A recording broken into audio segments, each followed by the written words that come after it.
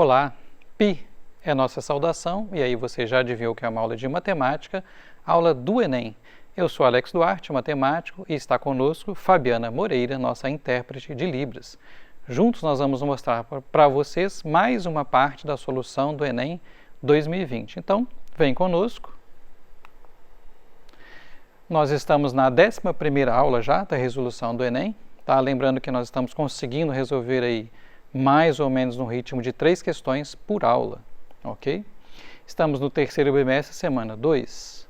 Então, vamos lá. Essa numeração de questões que eu estou usando aqui é referente à prova azul, tá? Só para vocês terem uma referência da numeração mesmo, da sequência das questões. E o INEP é o site oficial de referência do Enem. Muito bem. Quais são as habilidades e competências que nós vamos procurar abordar hoje? Identificar grandezas diretamente proporcionais, né? Se você já esteve aqui antes conosco, deve lembrar que isso aparece muito, grandezas direta e inversamente proporcionais, também em física, também em química.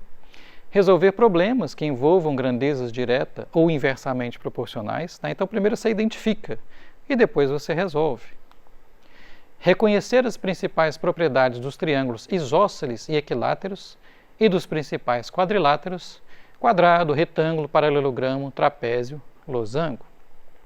E, finalmente, resolver problemas que envolvam o Teorema de Pitágoras. Esse, pessoas, né, não precisa nem falar, né? Teorema de Pitágoras toda hora aparece, né? Ele vai desde a matemática do ensino fundamental até a matemática do ensino superior. Bom, então, questão 170 diz o seguinte: Antônio, Joaquim e José são sócios de uma empresa, cujo capital é dividido entre os três em partes proporcionais a 4, 6 e 6, respectivamente. Com a intenção de igualar a participação dos três sócios no capital da empresa, Antônio pretende adquirir uma fração do capital de cada um dos outros dois sócios. Então, entendemos, nós reparamos que o Joaquim e o José têm o mesmo tanto e que é mais do que o Antônio tem. E o Antônio quer comprar uma parte para ficar todo mundo igual. E está perguntando justamente a fração do capital de cada sócio que Antônio deverá adquirir é. Gente, um comentário aqui, até antes da gente fazer, observa, por favor, né? As alternativas são 1/2, 1/3, 1/9, 2/3 e 4/3. A gente já pode descartar a letra E. Por quê? Porque 4/3 é maior do que 1, ou seja, é maior do que 100%. Não tem jeito de eu adquirir 4/3 do seu capital, né? O máximo que eu consigo são 3/3, ou 100%. Né? Então, de cara, a gente já descartaria nesta questão a alternativa E. Isso é impossível. Muito bem. Então, aqui eu fiz um desenho, tá? Um diagrama, para dizer o seguinte, ó, situação inicial: Antônio com 4 partes, não sabemos o valor, e Joaquim e José com 6 partes. No Joaquim eu chamei de X o pedaço que vai lá para o Antônio. Então aqui, ó, o Antônio vai adquirir este X aqui do Joaquim, tá certo? E a mesma quantidade ele vai adquirir do José. De maneira que depois disso, né, isso aqui, ó, ou seja, a cota, a participação do Antônio vai ficar igual à participação do Joaquim, que também vai ficar igual à participação do José. Né? Então, aqueles dois pedaços, né, o azul e o rosa, que nós vamos colocar aqui, são de tal maneira que, no final, tudo vai ficar, digamos assim, né, do mesmo tamanho. Então, em termos absolutos, digamos que Antônio deva pegar X de cada sócio. Vamos calcular o valor de X. Então, o que nós estamos observando aqui? Ó? Antônio tinha 4 partes, né, digamos assim, né, 4, e ele pegou X do Joaquim e pegou X do José. Ou seja, fazendo aqui, né, unindo os semelhantes, 4 mais 2x, que é o referente a essa figura. Mas, por outro lado, tanto o Joaquim como o José ficaram com quanto? Ficaram com o que eles tinham antes, que era 6 menos x cada um. Né? Cada um tinha 6 partes e agora 6 menos x. Então, nós podemos agora usar esta igualdade aqui para fazer a conta. Então, vamos ver o que vai dar. Ó. Como sempre, né, vamos deixar as variáveis do lado esquerdo e os números do lado direito. Então, vai ficar assim, ó. 2x mais x, invertendo a operação, x estava subtraindo a direita, estará somando a esquerda, igual 6, o 4 estava somando a esquerda, ele passará subtraindo a direita. 2x mais x deu quanto? Deu 3x, e 6 menos 4 deu 2. Bom, invertendo novamente a operação, o 3 está multiplicando, ele passará dividindo, ou então, se você quiser também, você pode dividir ambos os lados da igualdade por 3.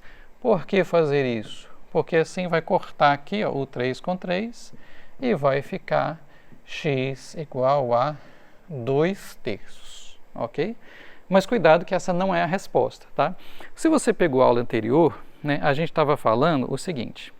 Então, para você que vai fazer o Enem, né, a matemática e as outras ciências trabalham sempre com o relativo e o absoluto.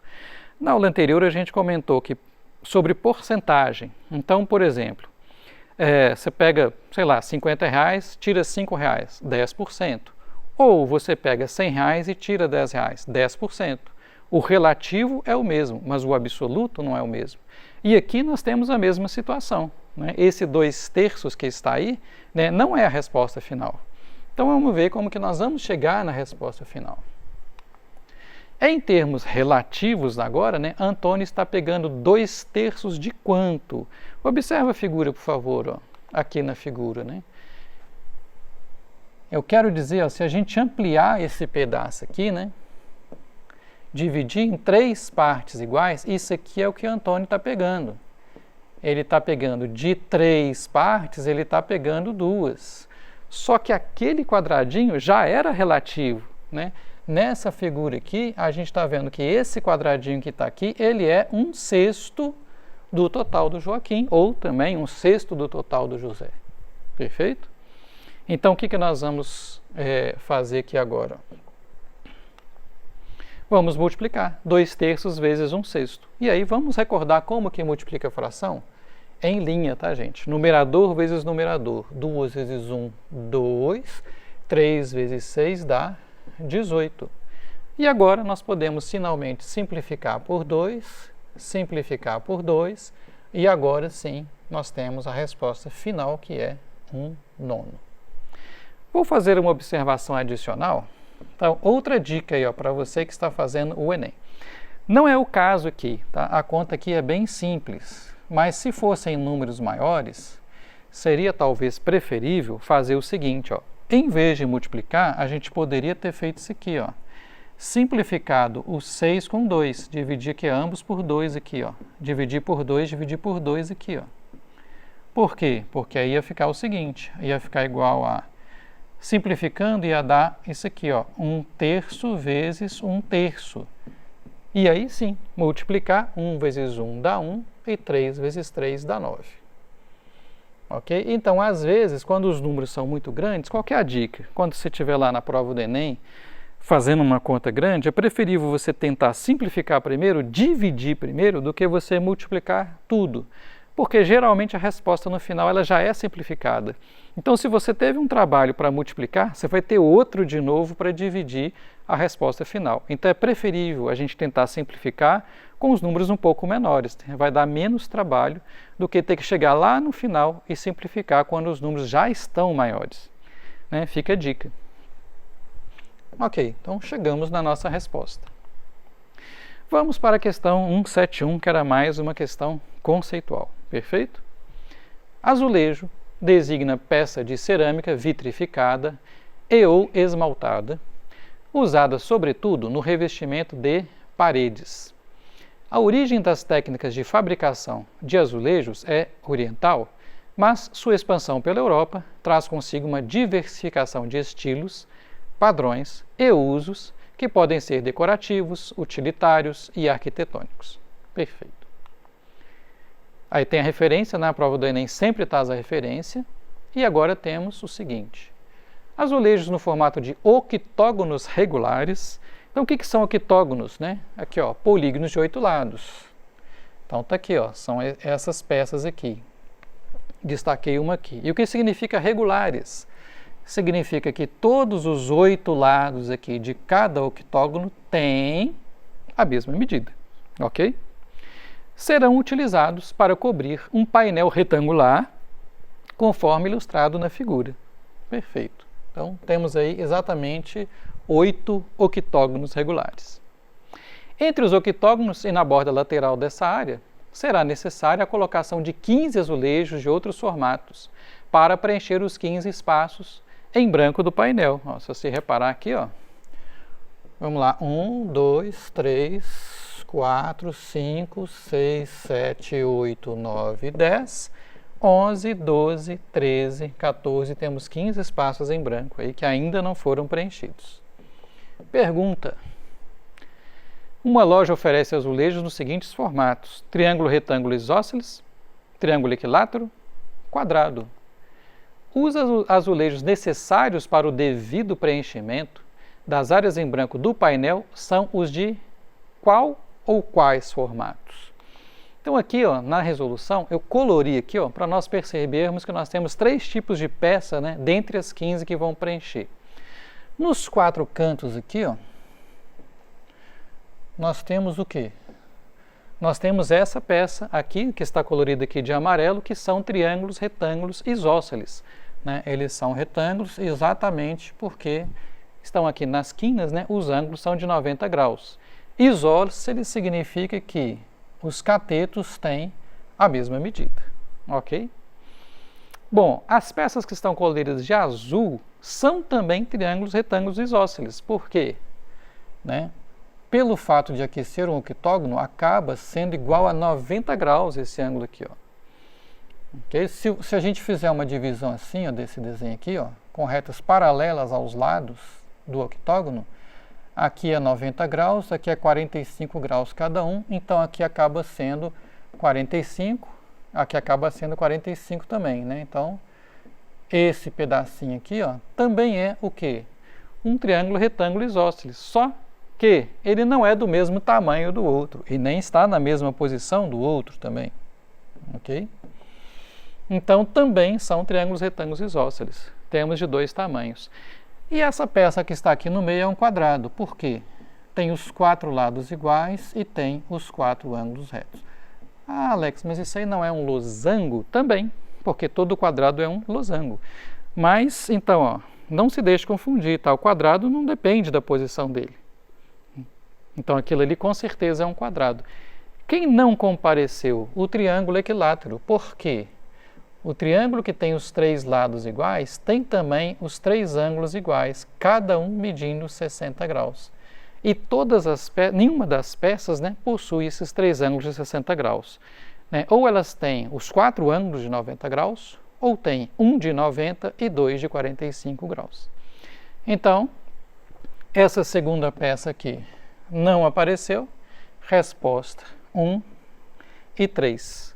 Correspondendo à alternativa D, ok? Então era uma questão mais para saber testar aí os conceitos, né, de geometria plana. Bom, comentário, né, classificação de triângulos, né, que às vezes a pessoa pode não lembrar. O que é um triângulo equilátero, por exemplo? Tem os 3 lados com a mesma medida, tá? Equilátero. Então estou aqui classificando quanto às medidas dos lados, tá, ok? Quanto aos lados. Se o triângulo contiver 2 lados iguais e um diferente, ele é chamado de isósceles.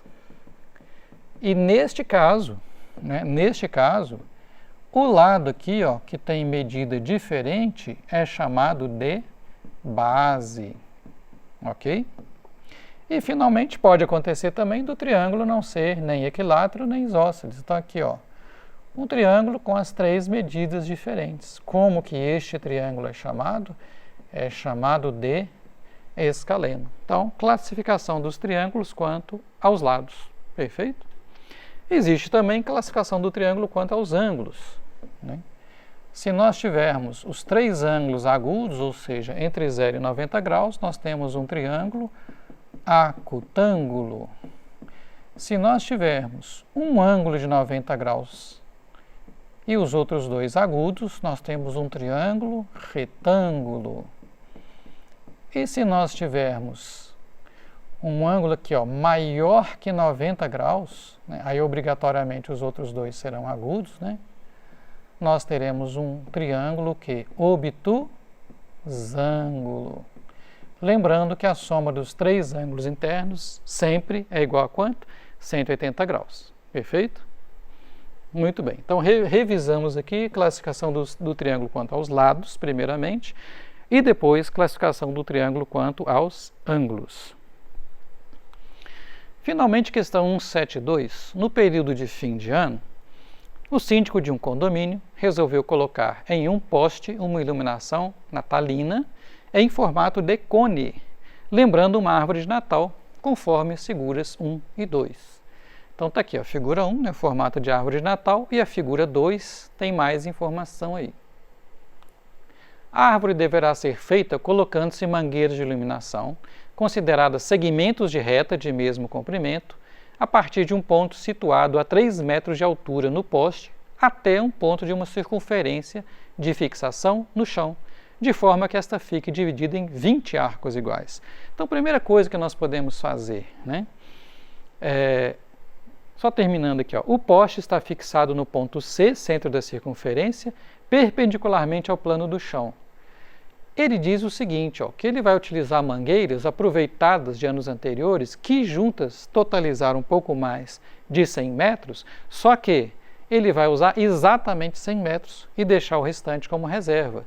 Então, qual que é a primeira coisa que podemos fazer? Se nós temos 100 metros que serão divididos em 20 pedaços, nós temos um total de 5 metros para cada pedaço. Ok? Então, Alex, o que você quer dizer com cada pedaço? Vamos voltar aqui, ó. Cada um desses pedaços aqui, então, ó, né? Na hora que ele fizer isso tudo aqui, serão 20 pedaços, totalizando 100 metros. Como os pedaços são todos iguais, cada um deles vai ter que ter 5 metros. Ok. E a pergunta é, para que ele atinja seu objetivo, o raio em metro da circunferência deverá ser d. Ou seja, onde que ele vai colocar aquilo no chão? Ele tem que saber o raio para saber como que ele vai fazer isso. Alternativas 4, 4,87, 5, 5,83 ou 6,26. Bom, então aqui fiz um desenho da situação, tá? Nós temos aqui, ó, o 3 metros, que é o pedaço aqui do poste central. Ele mesmo falou que aqui é perpendicular, né? Nós queremos saber o raio R da circunferência e aqui é 5. Duas maneiras de fazer. Você pode lembrar daquele famoso triângulo retângulo de lados proporcionais a 3, 5 e 4. Só cuidado, tá? 3 e 4 são catetos, 5 é hipotenusa. Ou você pode usar também o teorema de Pitágoras, assim, ó. R ao quadrado mais 3 ao quadrado igual a 5 ao quadrado.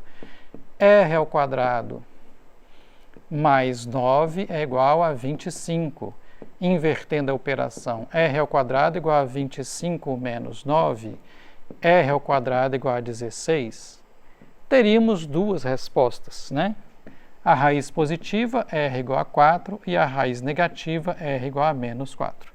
Mas é claro, gente, que aqui no contexto, né, r é uma medida, não faz sentido um valor negativo. Então, nós vamos jogar fora a solução negativa e vamos adotar somente a solução positiva como resposta. Alex, sempre é assim? Sempre eu resolvo e desprezo a solução negativa? Não. Então, ó, uma outra dica para o Enem. Depende do contexto, tá? Olha direitinho. Às vezes as duas são válidas e vai ter situação que às vezes só a negativa é válida. Muito bem. O que nós vimos? Grandezas diretamente proporcionais, frações, equação do primeiro grau, triângulos, quadriláteros e, por fim, o teorema de Pitágoras, ok? Alguns temas aqui, gente, como, por exemplo, o teorema de Pitágoras, não precisa nem falar, né? É um tema recorrente do Enem, tá? Toda hora aparece em alguma situação, em algum contexto aparece. Muito bem. Esses aqui são os nossos fundamentos teóricos, ok? Muito obrigado aí pela sua presença e nós aguardamos você na próxima aula, na qual nós continuaremos a resolver o Enem mais recente, o Enem 2020. Muito obrigado.